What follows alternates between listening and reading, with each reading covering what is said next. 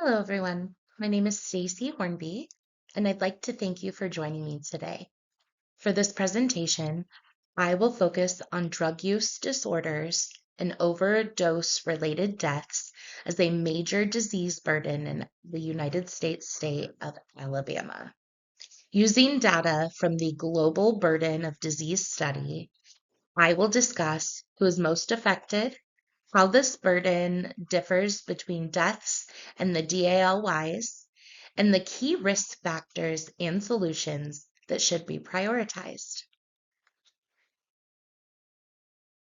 Overdose deaths become one of the most urgent public health crises in the entire United States, with over 100,000 deaths reported annually. Drug overdose is now one of the leading causes of death among adults under the age of 50. While this issue is often associated with larger states, Alabama is also experiencing increasing rates, making it a critical concern for public health leadership. This issue is significant because it impacts not only individual health, but also families, communities, and the entire healthcare system. Substance abuse disorders contribute to increased healthcare costs, lost productivity, and long-term social challenges. Research from the National Institute on Drug Abuse shows that addiction is closely tied to both socioeconomic conditions and mental health conditions, which makes it not only complex, but also an incredibly important issue to address. Drug abuse disorders and overdose deaths represent a significant and growing burden in the state of Alabama. According to the Global Burden of Disease Study, these conditions contribute heavily to years of life lost, even when they are not the top overall cause of death. This highlights their impacts on premature mortality and overall population health. One important thing to understand is the difference between deaths and DALYs. Deaths show how many people are dying, but DALYs show how much healthy life is being lost overall.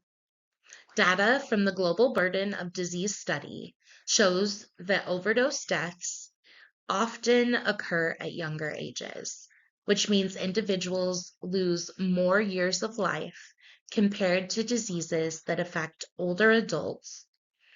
Because of that, the overall impact is actually much, much larger than it might seem just by looking at death counts alone. This burden is most prominent among adults, particularly those between ages 20 and 50.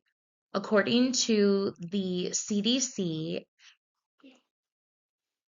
males tend to have higher overdose death rates, although substance abuse disorders affect both genders. Socioeconomic factors also play a role, with higher rates in communities facing economic hardship.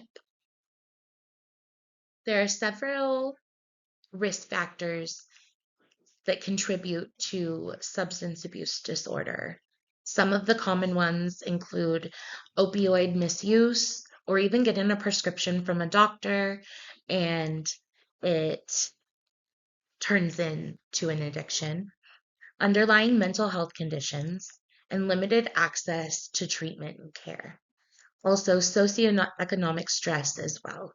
Research from the National Institute on Drug Abuse shows that these factors often overlap and interact with one another, making the issue extremely complex, but also preventable with the right interventions.